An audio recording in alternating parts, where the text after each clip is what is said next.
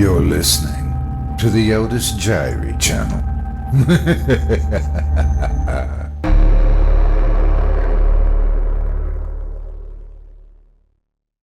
What Haunts the Fields by an unknown author.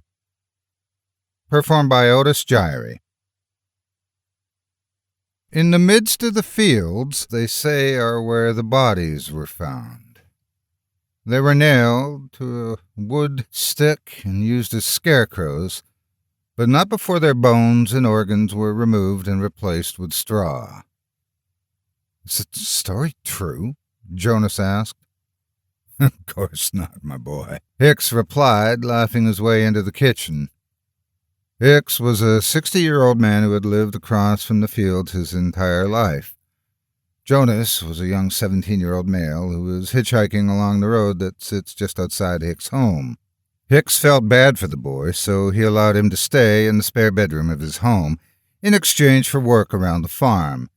He'd only been there for 4 days, and everything was well, but there was something about the fields that gave Jonas the creeps. It was the way the crops swayed inconsistently with the wind. It was the smell that would linger around the fields and make its way toward the house. But most of all, it was the stories that Hicks would tell him about the fields. Every night before he'd go to sleep, Jonas would take a peek at the fields. He'd never see anything other than the crows. But one night he saw something else. It fled across the fields and disappeared into the distance.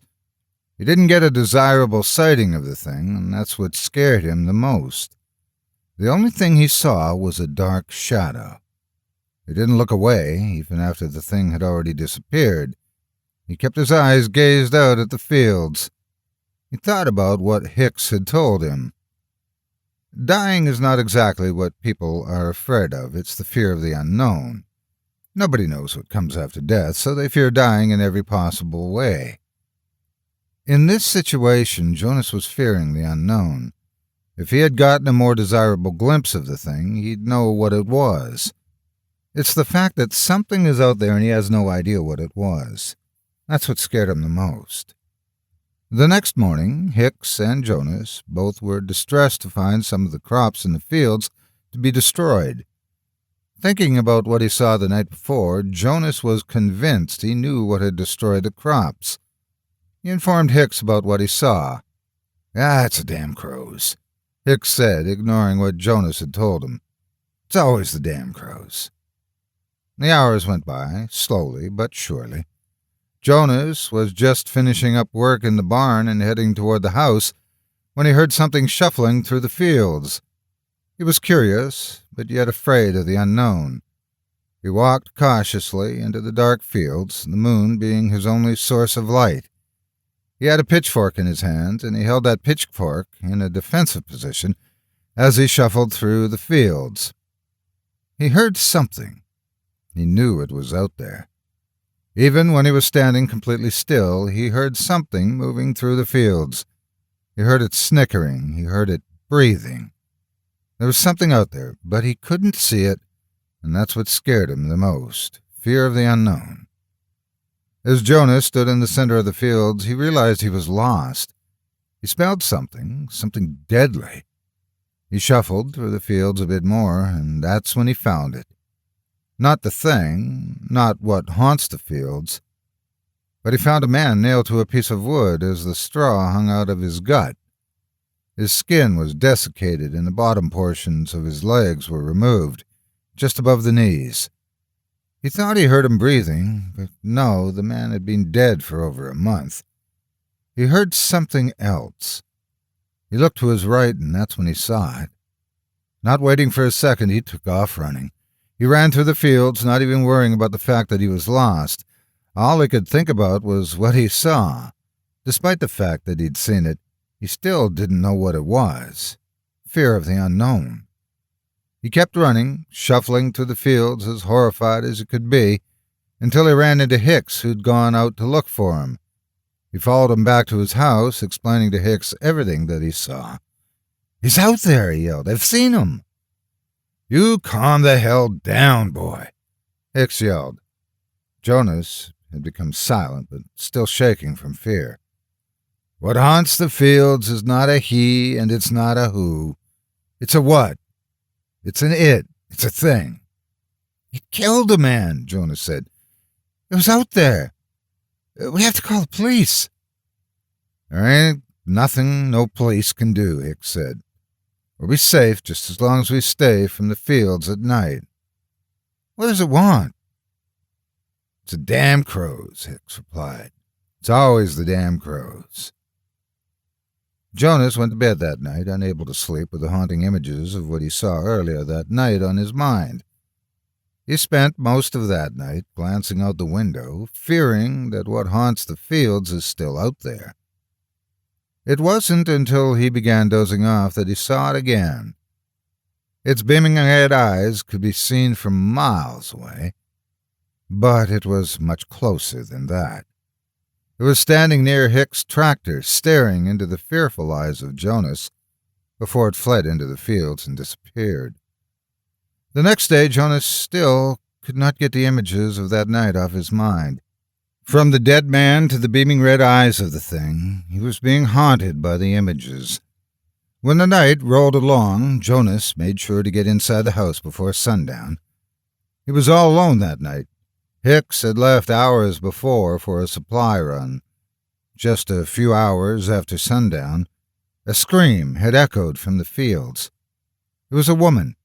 Jonas thought about it, and he thought about it hard. He decided that it wasn't right for him to just stand there and listen as a woman screamed for her life. He grabbed a shotgun belonging to Hicks, not even sure how to use it. He ran out of the house and into the fields, screaming out for the woman.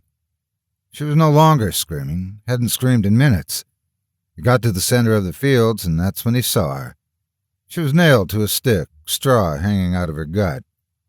The bottom portions of her legs were removed and were also filled with straw. He thought that she was breathing, but no, she was dead, and again it was the thing, with its beaming red eyes staring back at him. Jonas took off running, able to find the house minutes later. He ran inside and locked every door and every window. It was coming after him, and he knew it. Eventually, everything had become silent. The only thing he could hear was the beating of his own heart. There was a knock at the door, and his heart was getting louder. Another knock, and his heart was getting louder. Another knock, and his heart was getting louder. He knew that it could have been Hicks, but he also knew it could have been the thing. His chest was getting thicker as he took a deep breath. The fear was growing more intense as he didn't know who it was outside the door. Fear of the unknown. He walked slowly to the door, dragging his feet as he got closer and closer. He looked through the peephole, but all he could see was a bright red.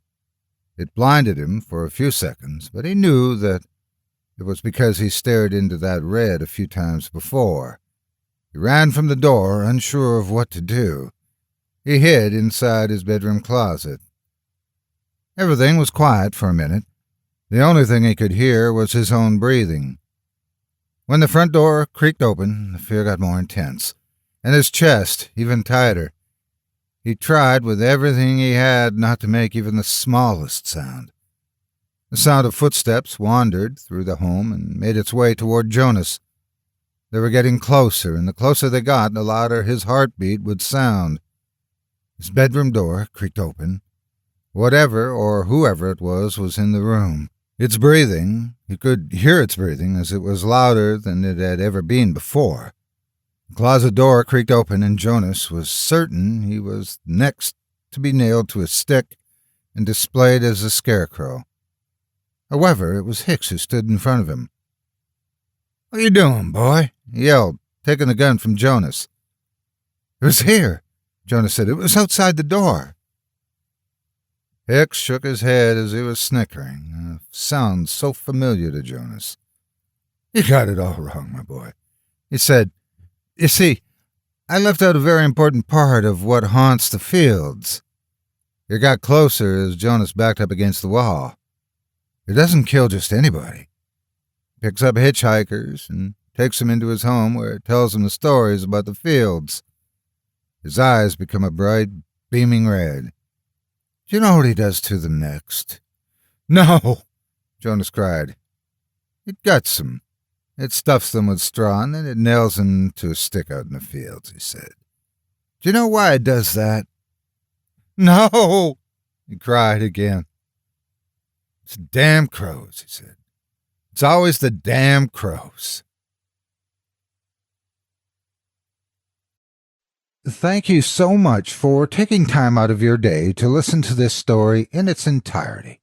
If you enjoy what you hear and what I do and would like to support me and my efforts, visit my Patreon page at patreon.com/Otis Jiry.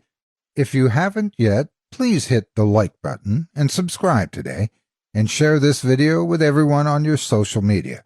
It helps more than you could ever imagine. Again, thank you for listening and have a great day. God bless you.